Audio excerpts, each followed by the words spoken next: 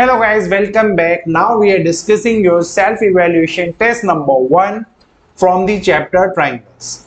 तो 5 क्वेश्चन दिए थे मैंने आपको पहले टेस्ट में और 1 बाय 1 हम उनको डिस्कस करते हैं CBSE exam point of view से। तो पहला चीज जो सबसे इंपॉर्टेंट चीज है आपको पता होना चाहिए कि बीपीटी थ्योरम क्या होता है। अगर किसी भी ट्राइंगल में आपकी ये दोनों साइड्स स्पेशली यहाँ पैरेलल हो जाती हैं तो बीपीटी थ्योरम के हिसाब से जो हमारा रेशो बनना चाहिए वो बनना चाहिए के पी अपॉन पी एम और दूसरी साइड इक्वल्स टू आएगा के क्यू अपॉन क्यू एन। तो क्योंकि हमारी यहाँ पे पी क्यू और एम एन को उसने पैरेलल बोला हुआ है तो मैंने पीपीटी लगा के सिंपल सा इन दोनों रेशियोज को एक दूसरे के सामने रखा। तो जैसे ये रेशियोज मैंने इक्वल सामने रखे मुझे पता है मेरा केपी और पीएम उसने मुझे 4/13 दे रखा था और के क्यू का वैल्यू मुझे निकालना था तो ये अभी मिसिंग है और ये पूरा का पूरा साइड जो हमारा के एन है वो 20.4 था, है ना। ये पूरा 20.4 था जहां पे ये इसका वैल्यू हमें निकालना था। तो सिंपल सा लॉजिक है, जो के क्यू है इसको के क्यू रहने दिया और जो हमारा क्यू एन है ना बेटा, अगर आप सिंपल सा बात है अगर आपको क्यू एन निकालना है तो आपको के एन में से इस के क्यू को माइनस करना पड़ेगा, है ना। तो मैंने यही बिल्कुल यहाँ पे किया है। 20.4 में से अगर मैं के क्यू को माइनस करूंगा तो मेरे पास कुछ ऐसा हुआ लिखा आ जाएगा और जो लास्ट स्टेप अब यहाँ पे बचता है वो बचता है इनका क्रॉस मल्टीप्लीकेशन। तो 4 इंटू 20.4 एंड माइनस का 4 इंटू के क्यू हो जाएगा क्योंकि जब इसका इंटू इससे होगा 13 का इंटू अगर आप के क्यू से कराएंगे इधर हो जाएगा, ये माइनस का 4 यहाँ के प्लस का 4 के क्यू हो जाएगा जो कि आपको 17 देगा। यहाँ 81.6 है जो कि कैंसिल आउट करके 4.8 आंसर दे देंगे, ठीक है। तो अब चलते हैं इसके सेकंड पार्ट में। Second part is almost same. फिर से यहाँ क्या हुआ है, इस ट्राइंगल में आपका एल एम जो है वो आपके ए बी के पैरेलल है। तो again by BPT theorem CL upon AL is equals to CM upon MB हो जाएगा।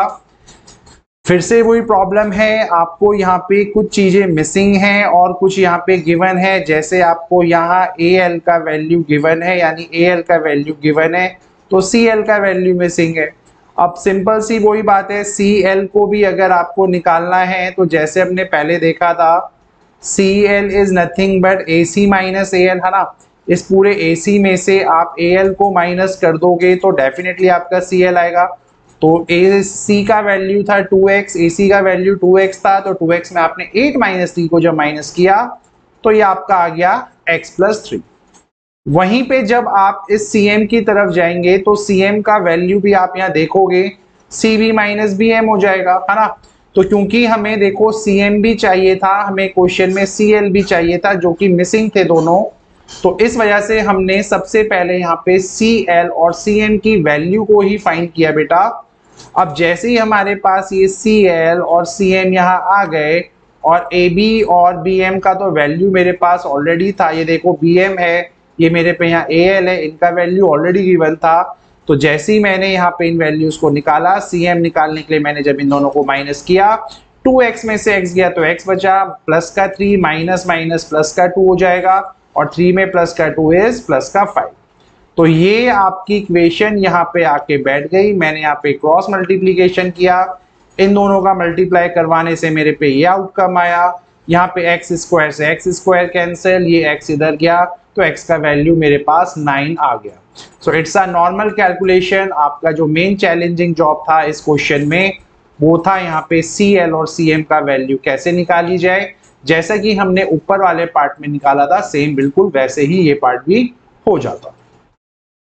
थर्ड पार्ट में अब आपको पता है कन्वर्स। अब मैं पता है अगर मुझे किसी भी दो लाइंस को अगर पैरेलल दिखाना है तो हमें कन्वर्स ऑफ बीपीटी लगानी पड़ती है। उसमें क्या होता है, अगर ये दो रेशियोज हमारे आपस में इक्वल आ जाते हैं तो हम कन्वर्स ऑफ बीपीटी से बोल सकते हैं कि DE और BC पैरेलल है। तो सारा फाइट अब वही है ना। तो क्लियरली AD अपॉन BD को हमें AE अपॉन CE के इक्वल दिखाना पड़ेगा अगर आपको इस क्वेश्चन को करना है प्रूव। लेकिन रूल अभी भी वही है यार, इस क्वेश्चन में भी अगर आप देखेंगे तो बी डी और जो सी ई है हमारा वो फिर से मिसिंग है। तो बी डी निकालने के लिए मैंने फिर से क्या किया, मैंने ए बी में से ए डी माइनस किया, सी ई निकालने के लिए मैंने ए सी में से आपके ए ई को माइनस किया, क्योंकि मेरे पास बाकी सारी वैल्यूज थी, सिर्फ बी डी और सी ई का वैल्यू नहीं था, जो कि अगेन मैंने सब्ट्रैक्शन करके ही निकाला। ठीक है, तो क्वेश्चन में यू गैस कैन सी हमारे पास जो जो वैल्यूज गिवन थी मैं उसको हाईलाइट कर देता हूं। आपको यहाँ ए बी का वैल्यू गिवन था, आपको यहाँ ए सी का वैल्यू गिवन था, आपको ए डी का गिवन था, आपको ए ई का गिवन है। तो बेसिकली आपका ए डी और ए ई तो गिवन था, लेकिन बी डी सी गिवन नहीं था। तो आपने सबसे पहले उसको यहाँ से माइनस करके निकाला, और जैसे ही ये वैल्यूज आपके सामने अब आई आपने इसको फॉर्मूले में पुट कर दिया। अब आप देखो यहाँ पे रियलाइज करो यार, जब ये चीज आप यहाँ पे देख ही रहे हो तो इजीली यू कैन सी 1.4 और 1/2 इज 1/3, 1.8 और 5.4 इज अगेन 1/3। तो क्लियरली ये दोनों के दोनों जो रेशियो हैं वो 1/3 बने। अब अगर ये रेशियो इक्वल प्रोपोर्शन में आ गया, करस्पॉन्डिंग साइड का अगर रेशियो इक्वल प्रोपोर्शन में आ गया, तो कन्वर्स ऑफ बीपीटी थ्योरम से मैं कह सकता हूं ये इक्वल हो गया। और अगर ये रेशियो इक्वल नहीं आता तो ये दोनों लाइंस आपकी पैरेलल नहीं होने जा रही थी, ये भी आपको क्लियर होना चाहिए। ठीक है, अच्छा नेक्स्ट पार्ट बहुत इंपॉर्टेंट पार्ट है, एनसीईआरटी का क्वेश्चन है, एबीसीडी इज अ ट्रेपीजियम। दो ही क्वेश्चन है, एक बार एबीसीडी ट्रेपीजियम होगा, एक बार क्वाड्रिलेटरल होगा। तो रूल आपको पता है, अगर कोई ट्रेपीजियम होता है, अगर कोई ट्रेपीजियम होता है तो उसके ऑपोजिट वाली साइड यहाँ पैरेलल हो जाती है। तो ए बी मेरा यहाँ पे सी डी के पैरेलल है। दूसरा उसने आपको क्या बोला है, जो ई एफ एन है, जो आपकी नॉन पैरेलल साइड्स हैं, है ना, तो उसके बारे में भी यहाँ कुछ गिवन है। और दूसरा उसने बोला है ई एफ यहाँ ए बी के पैरेलल है। दूसरा उसने बोला ई एफ ए बी के पैरेलल है। अब सिंपल सी बात है यार, अगर आपका ए बी यहाँ पे डी सी के पैरेलल है, आपका ए बी यहाँ ई एफ के पैरेलल है, तो क्लियरली हमें एक आउटकम तो यहाँ पे मिल गया कि ये तीनों के तीनों आपस में पैरेलल होंगे। अब इस आउटकम को कैसे यूज किया जाएगा वो देखते हैं। आपको चाहिए ए ई अपॉन ई डी और दूसरा रेशियो आपको चाहिए B F upon F C. यहाँ तक तो कोई चैलेंज नहीं होना चाहिए, है ना। ठीक है, अब इसमें अब हम क्या करते हैं, आप क्या करो, सबसे पहले आप ज्वाइन करवा दो बेटा यहाँ ए सी को। तो जैसे ही आपने अपनी फिगर में ए सी को ज्वाइन करवा दिया, ठीक है, जैसे ही आपने अपनी फिगर में ए सी को ज्वाइन करवा दिया, मैं इसको थोड़ा सा हाईलाइट कर देता हूँ। ओके, तो जैसे ही आपने यहाँ ए सी को यहाँ पे ज्वाइन करवा दिया, I think some problem with the device, इसको मैं रिकनेक्ट करता हूँ। ओके यस, तो जैसे ही आपने इनको ज्वाइन करवाया तो यही आपका कंस्ट्रक्शन है कि भाई आपने ई एफ पे ज्वाइन करवाया आपने ए सी को, लेकिन वो ई एफ में पॉइंट नंबर जी जो हमारा है यहाँ पे वो इंटरसेक्ट हो गया, कोई टेंशन नहीं है। अब सबसे पहले आपने क्या करा, सबसे पहले आपने ट्राइंगल पकड़ा एडीसी।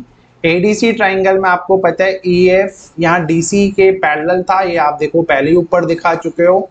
तो सिमिलरली क्योंकि जो ईजी है ना वो आपके ईएफ का पार्ट है, तो डेफिनेटली ईजी भी भाई पैरेलल होगा आपके डीसी के। और जैसे ही वो पैरेलल हो गया तो बीपीटी थ्योरम के अकॉर्डिंगली फर्स्ट इक्वेशन में आपका एई ईडी और एजी और जीसी आपस में इक्वल आ गया रेशियो। ठीक है, ओके। वहीं अब आपने दूसरा ट्राइंगल पकड़ा, दूसरा ट्राइंगल जो आपने एबीसी पकड़ा, वहां पे आपने ईएफ को एबी के पैरेलल बोला, और अगर EF उसके पैरेलल है तो डेफिनेटली GF भी AB के पैरेलल होगा। क्यों? क्योंकि GF भी EF का पार्ट है। और यहाँ पे भी जब आपने BPT अप्लाई करा तो AG अपॉन GC हुआ और BF अपॉन FC हुआ। अब आप लोगों ने रियलाइज किया यार ये जो दोनों पॉइंटर हैं यहाँ पे, आप दोनों में अगर ढंग से देखो तो कुछ ना कुछ तो यहाँ पे कॉमन चल ही रहा है ना। तो दोनों केसेस में आपने देखा ये जो AG और GC हमारा है ना, ये दोनों के दोनों पार्ट्स में कॉमन है। ये इस पार्ट में भी कॉमन है, ये सेकंड इक्वेशन में भी कॉमन है। तो फ्रॉम इक्वेशन 1 एंड 2 इसको कॉमन आपने रखा एक दूसरे के सामने। तो फ्रॉम इक्वेशन 1 एंड 2 अगर ये एक दूसरे के इक्वल है तो डेफिनेटली AED और BF और FC भी आपस में इक्वल होगा। सो विद दिस वे आप कह सकते हो हमारा ये पार्ट भी यहाँ पे डन हो चुका है। बहुत ईजी पार्ट था, इतना ट्रबल इसमें नहीं आया होगा। अब चलते हैं इसी के फिफ्थ क्वेश्चन पे। अब फिफ्थ क्वेश्चन पे जब आप जाओगे तो बड़ा सिंपल सा लॉजिक है, जस्ट टेल मी। ओके ठीक है, तो जब आप यहाँ 5th पार्ट में जाओगे तो आपको क्या करना है, फिर से मैं आपको दिखा दूं, इस बार भी आपको यहाँ पे nothing you have to do, आपको यहाँ पे करना है किसी को पैरेलल, और अगर किसी को पैरेलल करके दिखाना है तो सिर्फ और सिर्फ वो कन्वर्स ऑफ बीपीटी से ही पॉसिबल है। एनीवेज फिलहाल तो आपके क्वेश्चन में डीई ओ क्यू और डीएफ ओ आर के इक्वल है।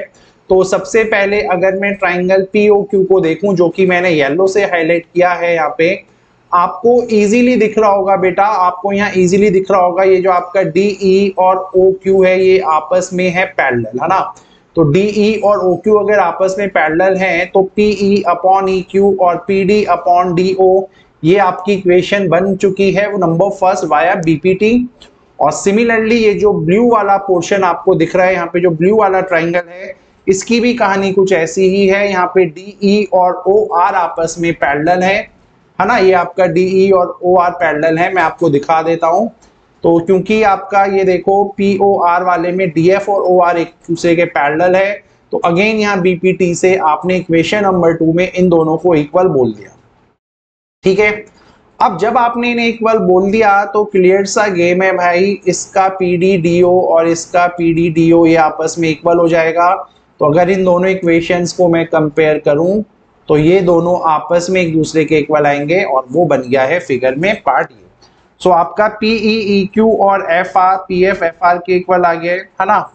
तो क्वेश्चन को अगर मुझे एंड करना होगा तो ये कैसे समझना है, अब आप एक लार्जर पिक देखो, है ना। उस लार्जर पिक में आप सिंपल सा देखो, ये है आपका वो ट्राइंगल जिसकी बात चल रही है, पी क्यू एंड आर, ठीक है। ये डिवाइस में थोड़ा सा प्रॉब्लम आ रहा है, okay let me give me another 10 seconds.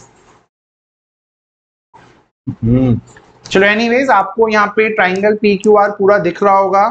तो ट्राइंगल पी क्यू आर जो आपको यहाँ पे दिख रहा है, इसमें इजीली यू कैन से अगर पीई और ई क्यू आपस में इक्वल हैं, है ना, तो ये आपका चलिए अगर पी क्यू आर ट्राइंगल में आप देखो, ये आपकी वो लाइन है, सिंपल सी बात है, पीई ये है और दूसरा आपका यहाँ पे आपको दिख रहा होगा पी एफ।